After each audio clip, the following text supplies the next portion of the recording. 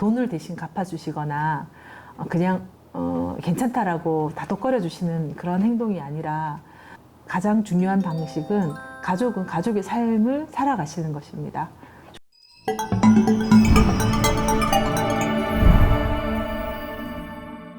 안녕하세요. 포트라TV입니다. 오늘 또 정신건강 이슈에 대해서 알아보는 정신건강 뉴스 진행하겠습니다. 그 두 번째 시간 함께 해주실 한국도박문제관리센터 류수정 센터장님 모셨습니다. 안녕하세요. 안녕하세요.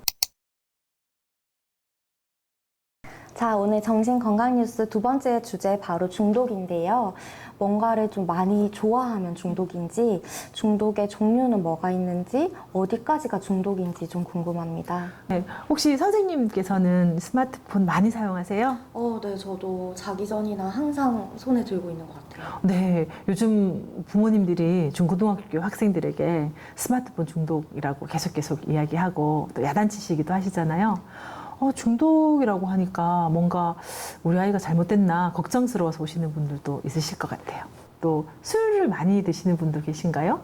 혹시 다이어트 하시는 분들 내가 중독인가 하시나요? 운동 많이 하시는 분들 계시죠? 운동 중독도 중독이라고 얘기할 수 있을까요? 라고 갸우뚱하시는 분들도 있으실 것 같은데요. 결국 중독이란 개념은 이러한 행동을 계속적으로 하면서 부정적인 결과가 나타나는데도 계속 하시는 거예요. 그리고 스스로가 아무리 조절하려고 해도 조절이 안 되는 경우, 이것을 중독이라고 이야기합니다. 굉장히 많은 내용의 중독들이 있겠지만 선생님의 지금 행동이 내가 부정적인 결과가 나타나는지 또 조절이 불가능한지를 평가해 보시면 내가 중독인지 아닌지를 체크해 보실 수 있으실 것 같습니다. 중독은 사실 직접 경험하지 않는 이상 이 심각성을 좀 체감하기가 힘들 것 같은데 혹시 도박중독관리센터 계시면서 기억에 남는 사례가 있으신가요? 네, 말씀하신 대로 실제로 심각성과 그 위험성은 경험해보지 못하면 아실 수 없으실 것 같아요. 저희 도박문제관리센터에 많이 오시는 가족분들 그리고 중독자분들은 정말 지푸라기라도 잡고 싶은 심정으로 라는 단어를 제가 정말 많이 듣는 것 같아요. 가족의 경우는 실망감, 분노, 화남 이런 것들로 이제 오시기도 하시고요.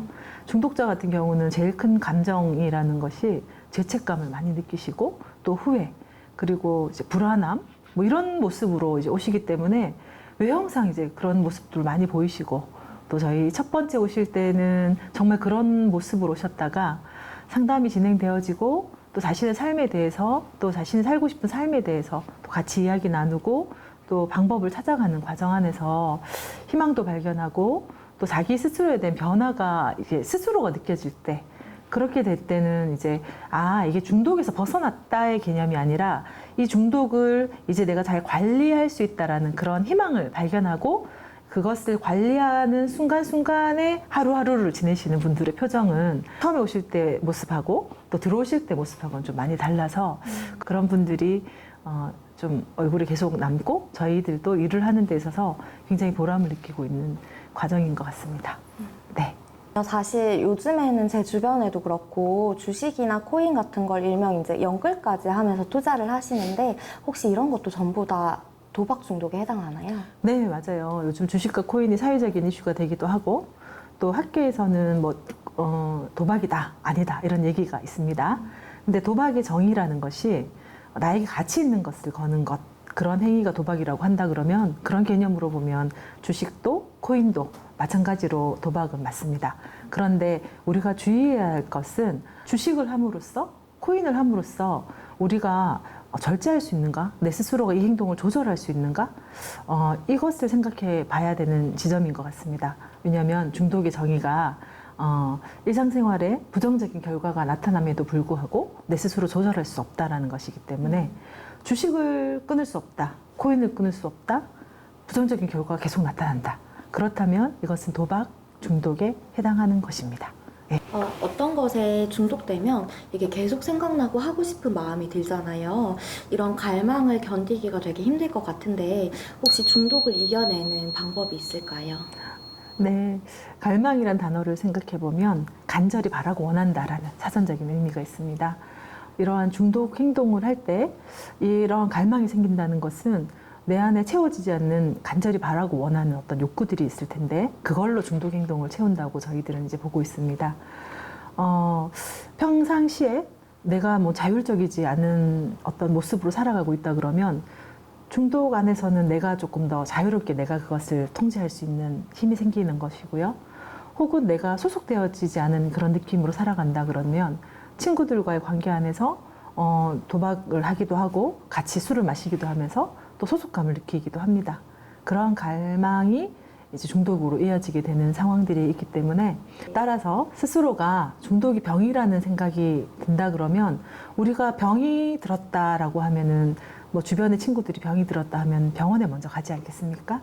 그래서 병이라는 인식 자체가 내 안에 들어왔다고 한다 그러면 실제로 중독을 치료할 수 있는 기관을 찾아가서 치료받을 수 있도록 하는 것 그것이 가장 중요한 것 같고 두 번째는 내가 어떤 갈망이 있는지를 인식하고 그 인식을 따라 찾아가다 보면 아 내가 살고 싶은 삶의 방향은 이런 것이고 내가 살고 싶은 삶의 가치는 이런 것이다라고 발견해 가는 과정이 우리가 이 중독을 벗어나고 해결하는 과정이라고 생각합니다.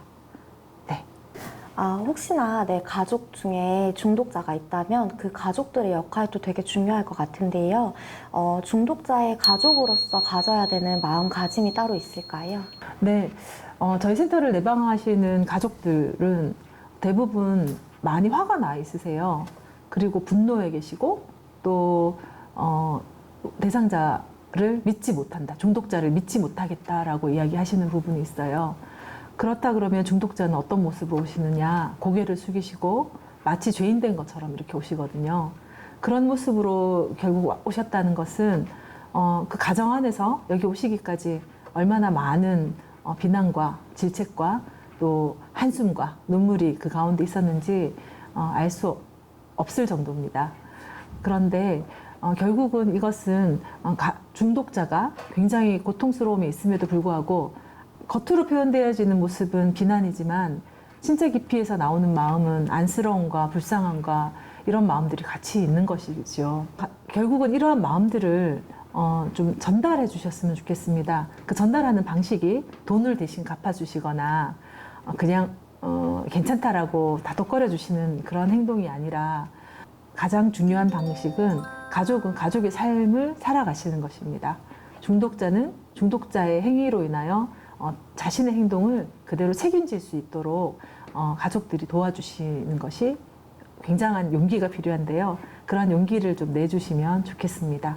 책임지게 하는 것, 그리고 가족은 가족의 삶을 살게 하는 것, 그리고 가족은 중독자에게 조금 더 필요한 전문기관을 의뢰해서 상담을 받을 수 있도록 도와주시는 것.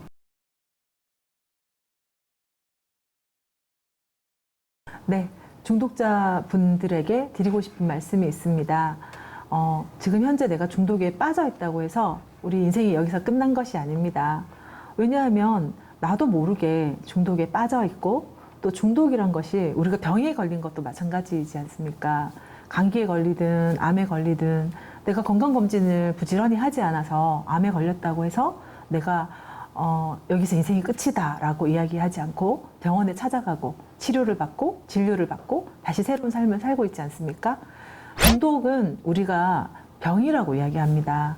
병은 치료받으면 나을 수 있는 것이기 때문에 선생님들 내가 중독자다. 인생 여기서 끝이 났다 생각하시지 마시고 전문가의 도움을 꼭 받으시고 또 가족들과 함께 내 마음, 내가 이 상태에 처해 있는, 내가 치료받아야 되는 이 상황에 있는 내 상황을 알리시고 또 주변 친구들에게 알리시고 하심으로 인해서 좀 더 나은, 지금보다 나은 삶을 살아가시기를 선생님께서 내가 지금 중독에 걸렸어, 내가 지금 병에 걸렸어 라고 생각하는 그 인식 자체가 지금부터 한 걸음만 내디디시고 한 걸음만 치료받으시고 한 걸음만 자기가 약속한 것을 지키신다면 중독에서 벗어나실 수 있는 길은 얼마든지 있습니다. 네, 센터장님 말씀 들어보니까 이 중독으로부터 스스로 회복하는 것이 되게 어려울 것 같은데 이런 어려움을 겪고 계신 분들이 도움을 받을 수 있는 방법이 있을까요? 중독에서 벗어날 수 있는 변화 단계라고 하는데 단계는 각자 다 다른데 치료 방법도 그 단계마다 다 다를 수 있습니다. 그런데 그런 문제들을 혼자 해결하지 마시고 말씀하신 것처럼 전문기관의 도움을 받으시면 좋겠습니다. 중독 관련 치유 기관이 있습니다. 도박 중독 관련 치료는 한국도박예방치유센터, 포항의 남구 북구 보건소에서 알코올 중독 치료 및 니코틴 치료 등을 하고 있습니다. 이외에 포항 지진 트라우마 센터도 있습니다. 전문 상담 기관을 방문하셔서 중독 전문 치료를 받으시는 적극적인 용기와 행동이 필요합니다. 참고로 이 모든 기관은 무료로 상담이 진행됩니다. 많이 이용해 주세요. 네, 오늘은 류수정 센터장님과 함께 중독에 대해서 알아봤습니다. 센터장님 말씀처럼 내가 중독인가 조금 의심되시면은 머뭇거리지 마시고 전문적인 도움 받으시길 바랍니다. 다음 시간에 또 새로운 주제로 찾아뵙겠습니다. 감사합니다. 포항 지진 트라우마 센터